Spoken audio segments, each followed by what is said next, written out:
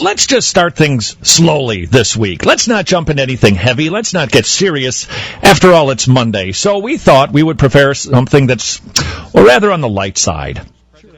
So here it is, the topic du jour for hour number 1 on Talk the Walk. Is Islam a religion of peace or isn't it? Ever since September 11th, we've been debating that question. We have heard from different sources that Islam is indeed a religion of peace. We have heard others say, people like Ergun Caner of Cromwell University say, no, it's not. Well, which is it? And why would we ask this question now 2 years after the fact of September 11th? Well, is it possible that if indeed it is not a religion of peace, that it is going to be an issue that if you don't have to deal with, it is going to be your children or your grandchildren dealing with the question, is Islam a religion of peace or is it not? Now, to help us answer that question today is a gentleman who, I got to tell you, as I look him in the eyes right now, you're just nuts. You're just plain nuts. Do you realize that, sir? I don't think you're the only person who thinks that. Okay. So the crazy person in the studio today is Peter Hammond. You have perhaps heard of this gentleman. I certainly have. He is got a story that will knock your socks off. He is the founder of Frontline Fellowship. He happens to be in town today for an evening event at 7 p.m. I want to let you know about this tonight. This is going to be something that you might be very intrigued by at Elmwood Evangelical Free Church in Minneapolis. Elmwood E Free Church in Minneapolis. Peter Hammond is going to be there having a little conversation, sharing with people your escapades, your missionary work in Africa. Sir, you have been in Africa for how long? All my life. I was born and brought up in South Africa and Rhodesia. Born in South Africa, raised in Rhodesia, what today is communist Zimbabwe. And I've been a missionary for 21 years to the persecuted church and resistant access areas in Africa. And I am going to just read one little paragraph here from Frontline Fellowship, which is a newsletter that you folks send out, a very nice glossy newsletter. And the story goes like this. My first visit to Zambia back in 1987 had an unpromising beginning. Trying to get Bibles into the country and gospel booklets. This is what happened. He was stripped and searched at the police station in Livingstone, thrown into stinking cells covered in human filth and infested with flying, crawling, and biting insects, interrogated, blindfolded, barefoot, and transported in chains to Lusaka. Sir, this is a story from a Hollywood movie.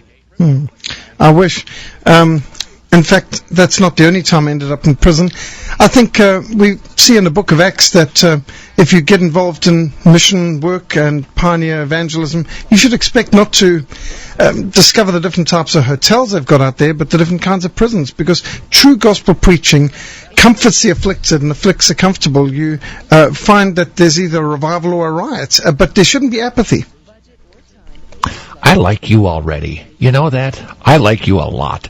All right, so your first trip in, you get stripped and searched at the police station and thrown into it. How long were you sitting in that stinking cell?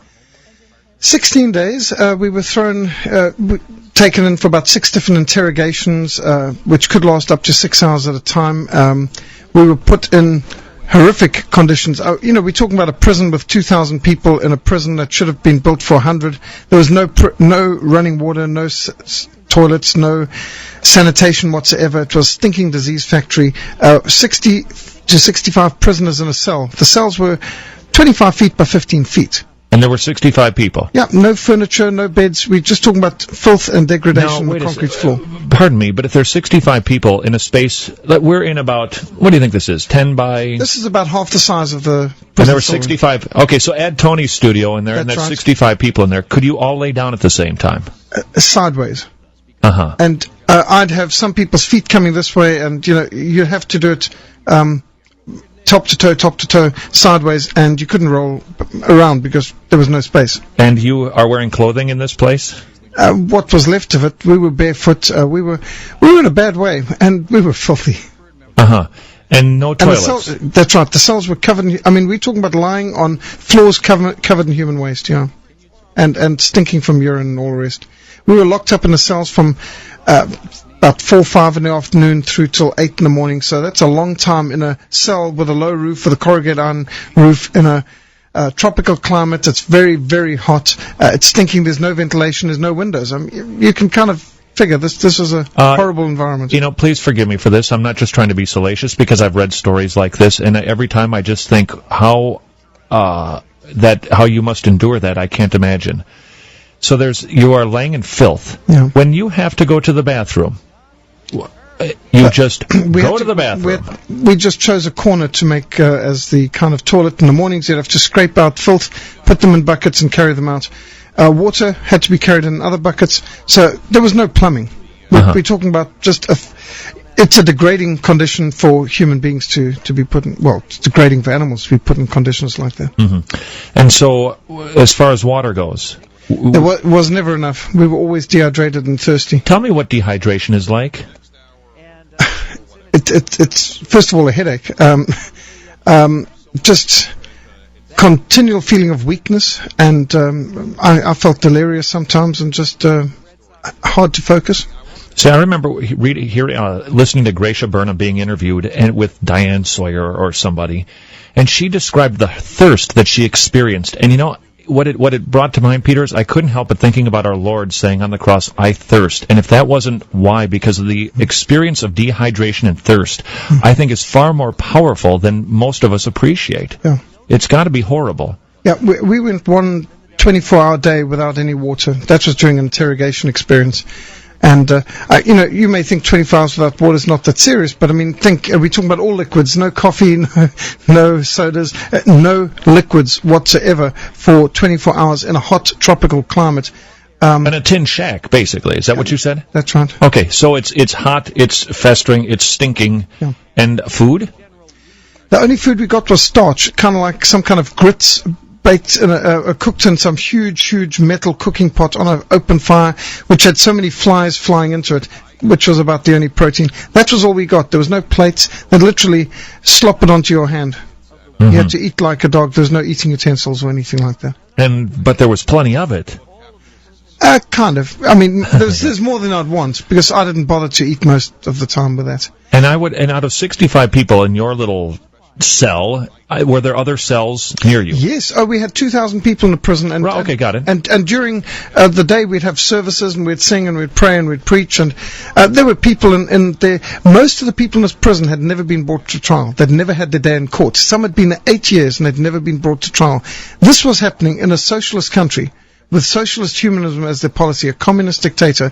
And I might add, they were getting a lot of American taxpayers' money to the government to subsidize them operating during that time. Mm-hmm. And this is what I'm imagining, too. Before we even getting into you trying to worship in this place, and I can only imagine what that brought you, I'm hearing sick people, and I'm imagining that there's got to be sickness everywhere. Yes. In fact, I must say, ignorance is bliss, and the more your imagination works, the more torturous it is. I was in agony of thought over, I'm going to contract AIDS, walking with bleeding bare feet on this place where people are spitting and urinating and defecating, and it's just filth and dirt. Of course. And I was terrified of getting some kind of horrible disease. And, you can just imagine what on earth there must have been floating around there. On 2 occasions, there were people who died in our cells and had to be carried out in the morning. Just died overnight. And that was the kind of environment we were living in. So, and also, if you knew I've got to be here 16 days, that's one thing. That's bad. 16 hours bad. But we didn't know if we'd be there for 16 years. We didn't know if we'd be there and die there.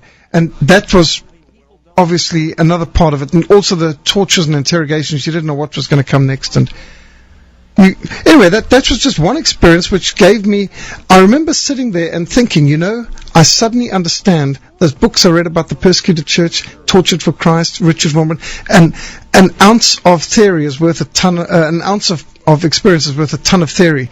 And, what I experienced was nothing compared to what the Christians have suffered in Eastern Europe and in Muslim Middle East and so on.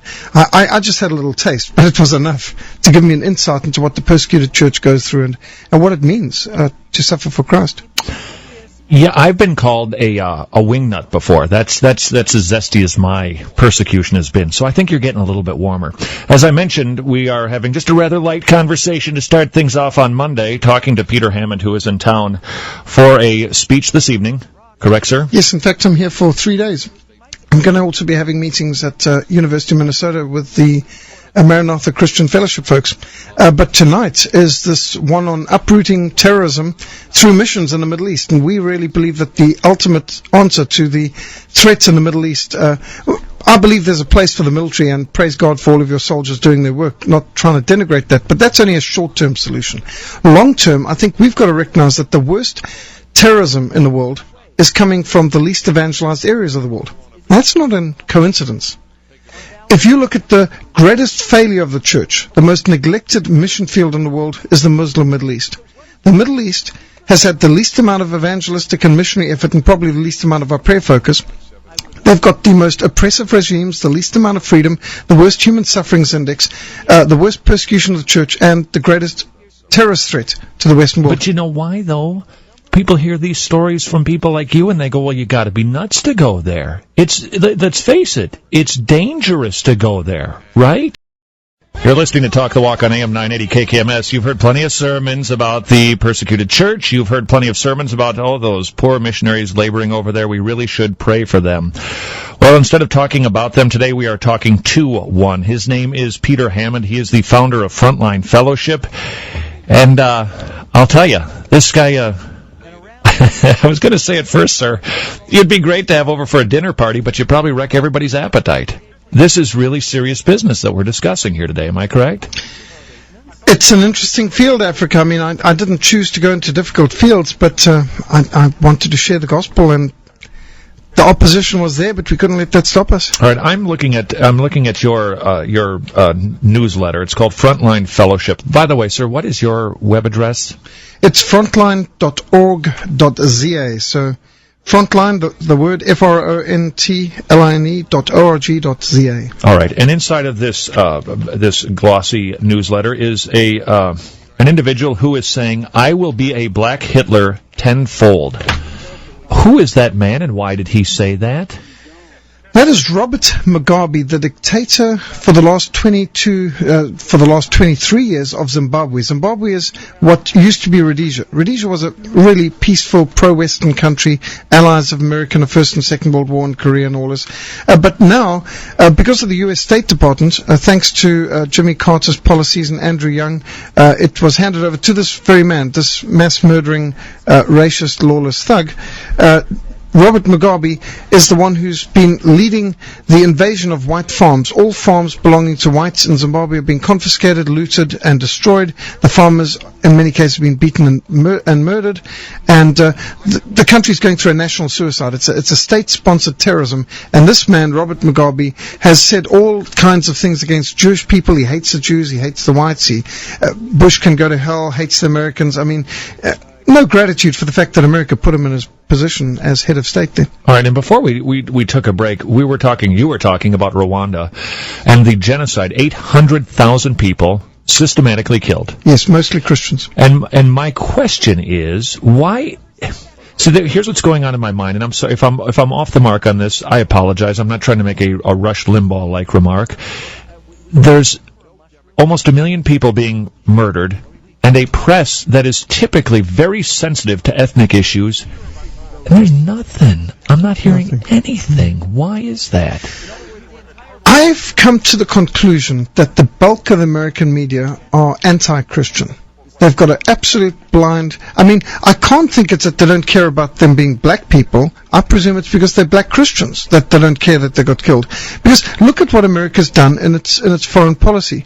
American soldiers have gone over to free Muslim Kuwait. American soldiers have gone to protect Muslim Bosnia. American soldiers have gone over to liberate Muslim Iraq. American soldiers went to Somalia to see that Muslim Somalia got food. American foreign might has been projected to help Muslims overseas, but I don't see them ever helping Christians. The Christian Croatians could get flattened. The Christians in Slovenia could get hammered. The Baltic states, Latvia, Lithuania, and Estonia, they were getting pulverized by the communists at the very same time that Kuwait was being invaded. So if we're going to make the world safe for democracy, where the weak can be safe from the strong, why wouldn't we back some Christians sometimes? Christians in Sudan, 2 million killed in the last 45-year war where the Muslim Arab North is attacking the Christian black South. The Christian blacks in southern Sudan, are they not people? More Christians have died in Sudan in that war at the hands of the Muslim government than all the people who've died in Somalia, Bosnia, Iraq combined. But in fairness, let me try to defend the press for a moment, although I'm not sure that it's defendable. It seems to me, though, in America, we are far less globally aware in our reporting or in our knowledge period than almost anywhere else in the world. Is that a part of it? I'm afraid that is true. In fact, one Australian said to me, Americans think national news is what happened in California and international news what happened in Florida.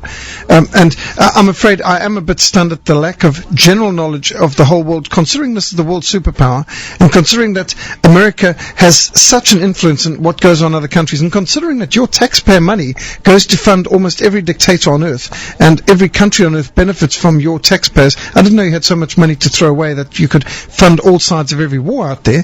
But that seems to be what your government always seem to want to do. You would think then the people who vote in these governments and hold the State Department to account, that they would at least be informed about what's going on in other countries, so that they're not putting another mass murdering dictator in power and supporting another persecutor of Christians. But back to the press, though. This should be the type of issue where it's just hotter than what it is. I mean, right. You hear a little bit even out of people like Jesse Jackson. You'll hear some high-profile folks, but not even out of them. Well, let me say, Jesse Jackson has visited Sudan, and he's been a guest of the slave-trading, mass-murdering, anti-black Muslim regime, and he's not said a word for the black Christians who are being enslaved, slaughtered, crucified, and murdered in Sudan. He's been a guest of the Arab regime that has the biggest slave industry going on in Africa right now, in Khartoum. So what's Jesse Jackson and Louis Farrakhan worth if they say they're for black rights when they will not speak up for the blacks who are being slaughtered in Africa?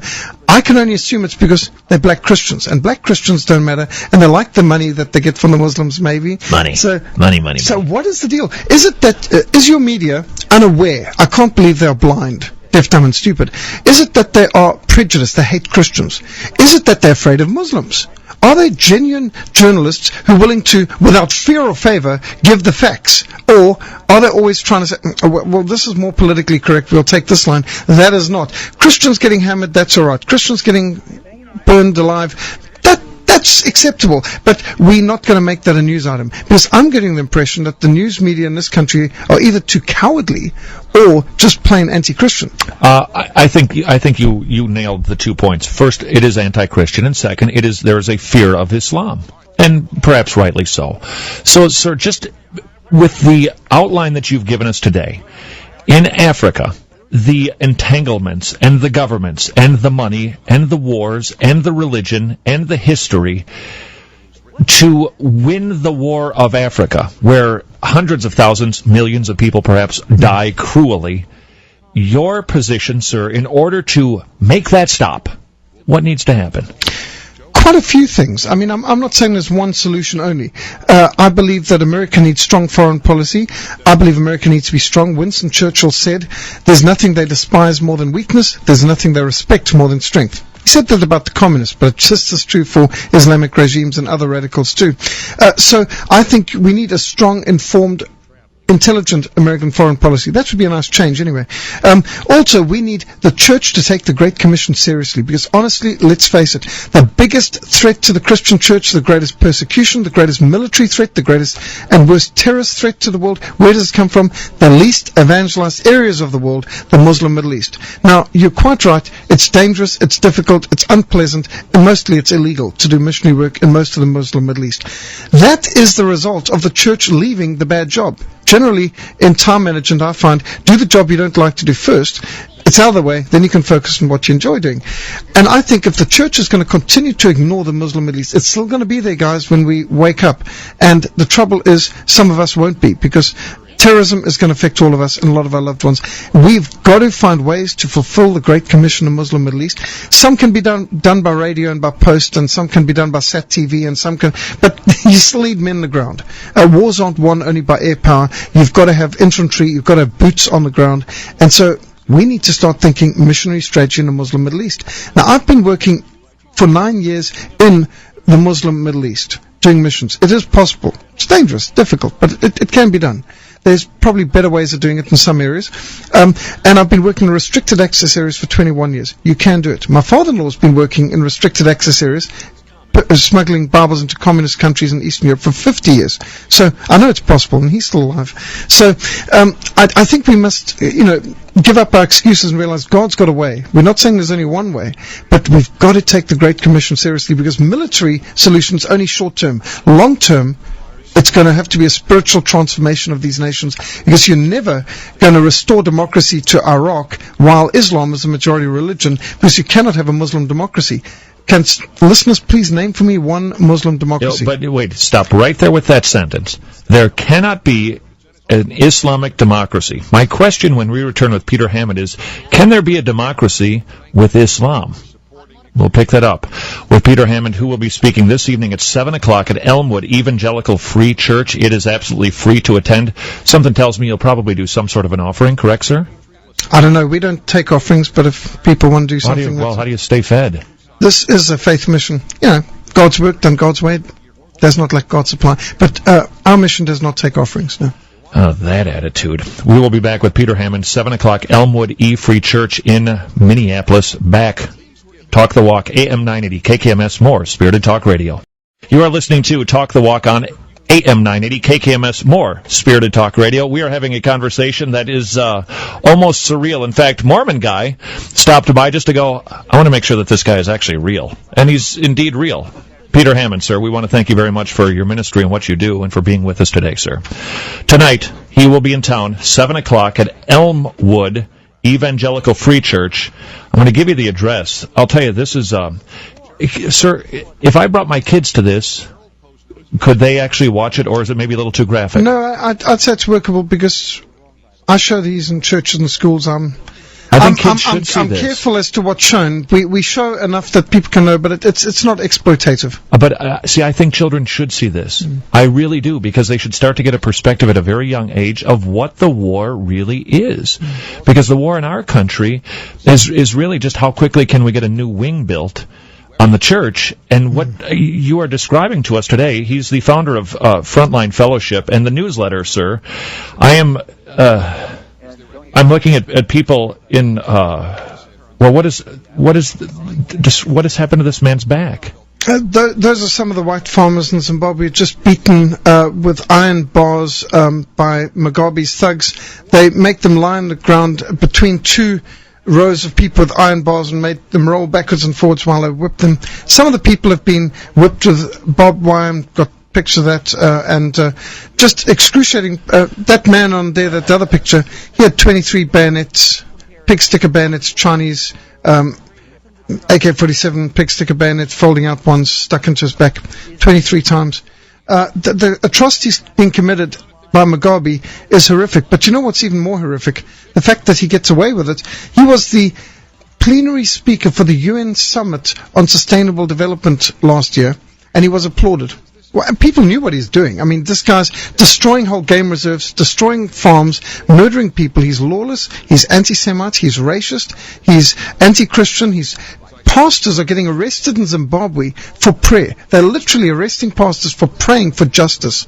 And they're telling pastors to watch out for their prayers, not to pray any political prayers. So you can't even turn to God now and pray without getting arrested. And the guy is applauded on platforms such as the United Nations and asked to speak on sustainable development. And can I carry a Bible in these places that you're describing and not get poked at with a bayonet? Is it safe to even have a Bible? Not always. I mean, there have definitely been people who've been hammered for nothing other than being a Christian. Well, no, when you say hammered, is that just a colloquialism, or do you literally mean thump? I mean physically hammered, and not just with sometimes even with a hammer. There've been cases of them smashing every bone in both hands of people's hands with a hammer. There's been times with rifle butts. Well, you can see some of the pictures, but we've got documentation. It's just horrific. What's going on in Zimbabwe is state-sponsored terrorism. It is a national suicide. And remember, the guy was put there by the U.S. State Department. This particular picture of this man who has been bayoneted. Bayoneted. It's a verb now. Okay, 20 sometimes in his back. an individual, I understand. Well, no, actually, Mugabe would qualify for that. Both Mugabe's mind and soul and the soldier who carried this out. Now, that is an atrocity. That single instance is an atrocity that I can't even fathom an individual could take a bayonet and jab somebody not once or twice, but 21 times. And notice the man's hands are tied behind his back with wire. Well, I didn't. To bayonet a guy in the back is bad enough. To bayonet a guy whose hands are tied with wire, that is cowardice and wickedness of the highest order. Yeah, but not only that, but I've got to believe, sir, there is a darkness going on for an individual to be able to carry that out that is seldom seen in this country. The man's demon-possessed. He speaks of speaking to departed spirits. He speaks of being possessed by certain spirits. The man literally has, he says he's possessed by the spirit of Moringa, who's a witch doctor who lived a century ago and did some horrific atrocities himself. There's a lot of witchcraft and occultism involved in this. Here's a Marxist who's supported by Libya's Gaddafi, by the way, heavily, who is involved in anti-Christian persecution, and yet he still benefits from American taxpayers' money every year through USAID. Now, he is Marxist. He is into witchcraft, the occult. Is there a combination going on there where the occult and witchcraft is intermingled with Islam? We see that on some occasions. Certainly it's more intermingled with communism. We see that more. But I think that when you get down to it, most of the problems out there are spiritual. I believe that too. Now, the religion of Islam and the atrocities that they commit on Christians in these places, which go on for forever. The debate in our country since September 11th, when everybody got awakened to the whole concept of Islam and Sharia law and jihad, the debate has been, is Islam a religion of peace or is it not? Let's start with the continent of Africa. In Africa, is Islam a religion of peace? The longest war still raging today is in Sudan. Since 1955, the Muslim Arab North has been fighting the Christian Black South. The National Islamic Front government of Sudan has declared Islam the only official religion, Arabic the only language allowed, and they have been persecuting the Christians. I've worked in Sudan now for 9 years. I've done vast amounts of work from one side to the other in Sudan and conducted well over 1,000 meetings inside Sudan. I've been bombed in church services while preaching the gospel there. I have been shelled and rocketed while preaching the gospel in churches there. Let me change this. Every single church I've preached in Sudan, I've preached in a lot, has been bombed at least once. Most have been destroyed at least once. Some have been destroyed 3 times. There's a cathedral in southern Sudan that I've ministered in many a time, the cathedral. It's a birthplace of Christianity in southern Sudan. The first church there, it's been destroyed 3 times by the Arab government. They've destroyed it 3 times, and it's been rebuilt 3 times. There's another church down the road I've worked in a lot, destroyed by helicopter gunships, rebuilt on the same site. So the Christians in southern Sudan know Islam to be an intolerant religion. Also, they show us, this is the slave traders' tree. Under this tree, the Muslims used to tether us up, us black people, and take us off as slaves. When General Charles Gordon was in Sudan as the Governor General in the 1800s, he calculated that 7 out of every 8 black people in Sudan was a slave. 7 out of 8 were slaves in Sudan. Now, you can't tell the people in Sudan that Islam is a peaceful, tolerant religion, because to them Islam is a religion of slavery, it's a religion of aerial bombardments, and it's a religion that forcibly Arabizes their children. Children are being kidnapped, enslaved, forced to speak Arabic, beaten if they don't speak Arabic. They're being taken into concentration camps called Dar el-Islams, peace camps, where they are forcibly made to speak Islam. Now, children who will not speak speak Arabic and learn the Quran, they're forced to stand with a brick in each hand, or a rock, in the sun, and their hands out at right angles. If they sag their arms, they get beaten from behind with a whip. Okay, all right. Point made. What about Islam being a religion of peace? Let's leave North America out of this for a moment. Let's leave America out of this. Is Islam a religion of peace in other parts of the globe? Well, I must say, as a mission that works in war zones, I have noticed that Islam is the common denominator of 95% of the wars raging in the world today. If Islam is a peaceful religion, what do you call the Mennonites and the Amish, who are pacifists?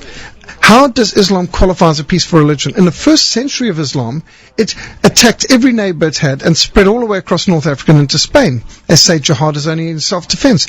What were Saudi Arabians defending in Spain, which is a long way away, and a bunch of sea in between? Not only that, but 3,200 churches were destroyed in North Africa in the first 100 years of Islam. 3,200 churches destroyed. North Africa was the land of Augustine and Tertullian and Origen, the top leaders of the Christian church. In the first 3 centuries of Islam, 50% of all the Christians on earth were wiped out by Islam. 50%. Now that means they were either killed, forcibly converted by the sword, or their children were taken from them and raised as Muslims against the wishes of the parents. The church lost a total of 50% of its total membership in the first 3 centuries of Islam. No wonder there were crusades. They were a reaction to centuries of jihad. And so I've got to say, from my experience, how can any journalist, politician, religious leader say that Islam is a peaceful religion? You can't say that from the Quran. There's 97 jihad verses calling for blanket, get out there and kill them all, cut off their hands and feet from opposite sides. Muhammad said it's the second most important deed of Islam is to participate in jihad, his second greatest command. Jesus said the second greatest command is to love your neighbor. Okay, now, hold on. I hate to stop you, but I have to. We've got to take a break. When we come back, then the third question in my trilogy here is, what about Islam being a religion of peace in this country? And then my final question for Peter Hammond today is, the gospel of America and the gospel that you preach in Africa, are they the same? When we come back with Peter Hammond again tonight, 7 o'clock, Elmwood E Free Church. Bring the kids. It's free, and they should see and hear this. We will take a break. Talk the Walk, AM 980, KKMS More, Spirited Talk Radio.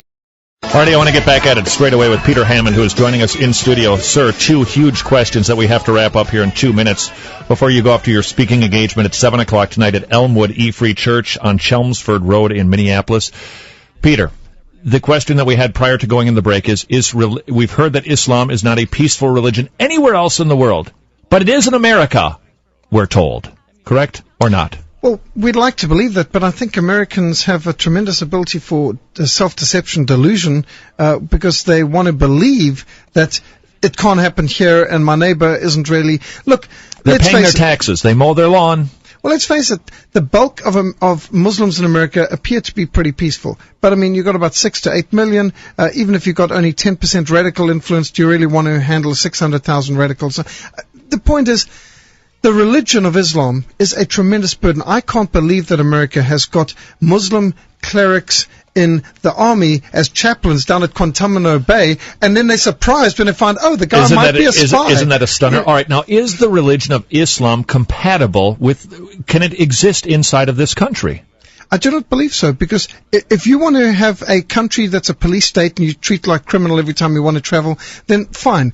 But if you want to have a peaceful, free country like you used to have, where things work on trust and you don't have to be treated like criminal every time you travel. Okay, so what do we do with these people? Ship them out? Islam is incompatible with freedom. You've got to get them saved or you've got to get them out. I mean, honestly and truly, bluntly speaking, you've got to take the Great Commission very, very seriously, because you cannot have freedom under Sharia law. You know what Sharia law is? No non-Muslim can own property. No non-Muslim can have any office over a Muslim. No non-Muslim's testimony is valid in a court of law against Muslim. That's Sharia law. Just killing me. We've got 30 seconds left. Last question for you, sir. The gospel that is preached predominantly in our country today is believe in Jesus because he will make you fulfilled, he will make you happy, he will bring you peace. Can I preach that gospel message in Africa where you visit, sir? No, it's not going to work. It won't wash. The people know it's not in the Bible and it doesn't work and it's not reality. I think the superficial, easy believism that we've got over in America, this, believe in Jesus and he's going to make everything. Is this the magic genie? Is this Father Christmas? Or are we talking about Jesus Christ here? Jesus is Lord. Myself. The Elmwood Evangelical Free Church tonight. Peter Hammond, please be there at 7 o'clock. Absolutely free. Elmwood E Free Church, hour 2 next.